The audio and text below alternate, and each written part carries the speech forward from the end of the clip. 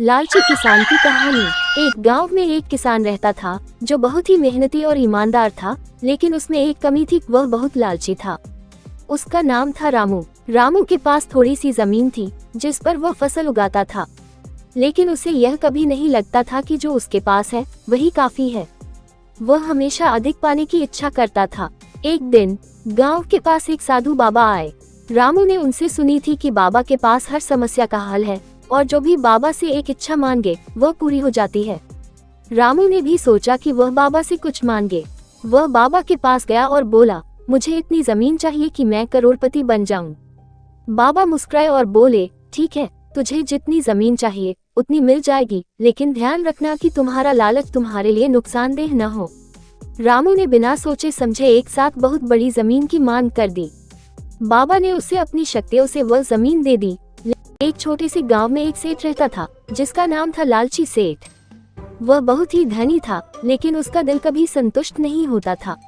उसकी हवस थी कि वह और भी ज्यादा पैसे कमाए और उसकी संपत्ति दिन ब दिन बढ़ती रहे। वह हमेशा गरीबों और जरूरतमंदों का शोषण करता था और उनकी मदद करने के बजाय उनसे अधिक से अधिक पैसा ऐंठता था। एक दिन गांव में एक संत महाराज आए। उनका नाम था संत रामदास। उन्होंने गांव के लोगों को अच्छा जीवन जीने और दूसरों की मदद करने के बारे में उपदेश दिया। लालची सेठ भी उनके उपदेश सुनने के लिए वहां आया, लेकिन उसकी मनोवृत्ति में कोई बदलाव नहीं आया। उसने सोचा कि अगर संत से कुछ चमत्कार या धन प्राप्त हो सके तो वह और भी अमीर बन जाएगा। संत रामदास ने सेठ से कहा, तुम्हें अपना दिल और मन बदलने की जरूरत है। अगर तुम अपनी हवस पर काबू पाओ और सच्चाई के रास्ते पर चलो तो भगवान तुम्हारी मदद करेंगे। लेकिन लालची सेठ ने सोचा, ये सब बातें केवल गरीबों को बहलाने के लिए होती हैं। मुझे तो और ज्यादा धन चाहिए। कुछ दिन बाद संत रामदास ने सेठ को एक विशेष मंत्र बताया जिससे उसे अपार धन और संपत्ति मिल सकती थी। लेकिन वह मंत्र तभी प्रभावी होगा जब सेठ अपनी लालच पर काबू पाएगा। सेठ ने बिना सोचे समझे मंत्र को अपनाया और ध्यान करना शुरू किया। कुछ महीनों तक सेठ ने सोचा कि उसे किसी जादू की तरह धन।